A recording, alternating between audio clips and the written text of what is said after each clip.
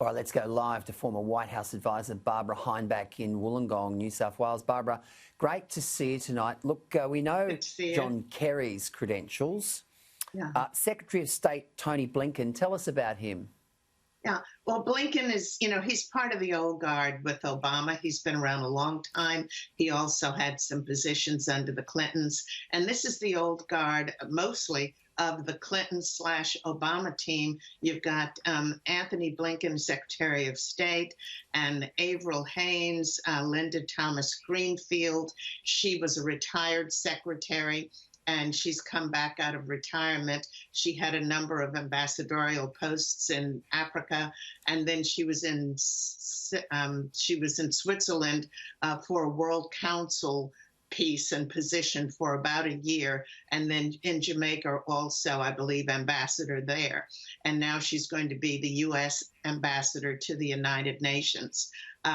Jake Sullivan, he's been around through the Clintons and the Obamas as well. He'll be the national security advisor. The two positions that are really three that I'm most concerned about.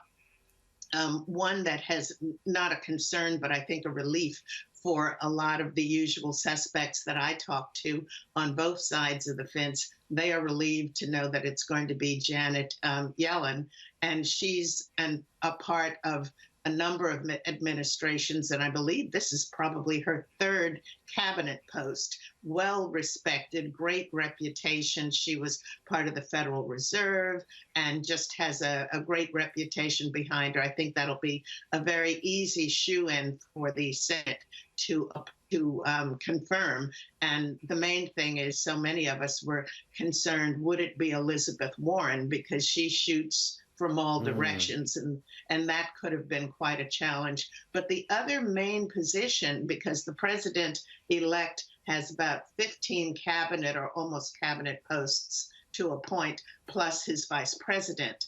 Now, typically, the vice president's position is one that you don't see that much centerfold.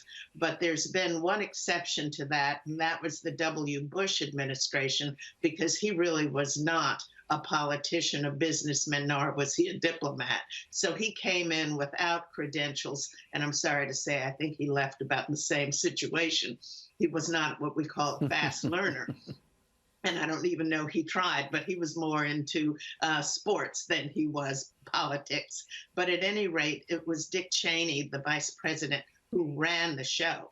Now, the concern at this point is with Kamala Harris, the vice president-elect, with her being so far to the left over there with Bernie Sanders and also AOC and squad. I think if she has more of an upfront position, that's going to be a concern for a number of politicians on both sides of the fence. And as we look at Kamala Harris, we also have to pay some attention to Nancy Pelosi. She missed the beat in 2016 and let AOC and squad come in, pull the rug out from under her. Whether or not she can maintain her post as Speaker and whether or not she can gain back some control of the Congress. And then I think they would be willing, if we have a Republican Senate, depending on what happens in Georgia, it'll be quite interesting to see the dynamics there. So this is all very new ground, and it's, we're all kind of wait and see. Now, Barbara, Biden pointed towards a gloomy and dark winter. How do you think America will change? I don't have a looking glass, and there's so much that's completely new and foreign. We're getting ready to tread new water, just like we did with Donald Trump, a person that came in who was not a politician. No one thought he had a prayer in the world.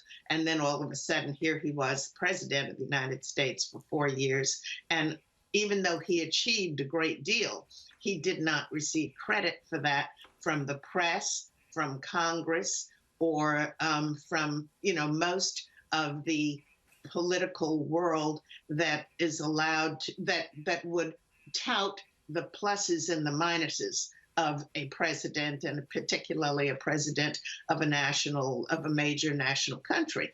And what happens with Biden? Will he have his 100-day?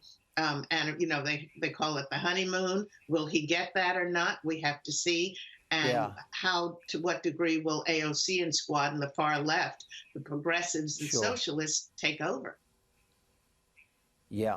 Barbara Heineback, thank you for joining us tonight. Really appreciate your time. My pleasure. Thanks for having me.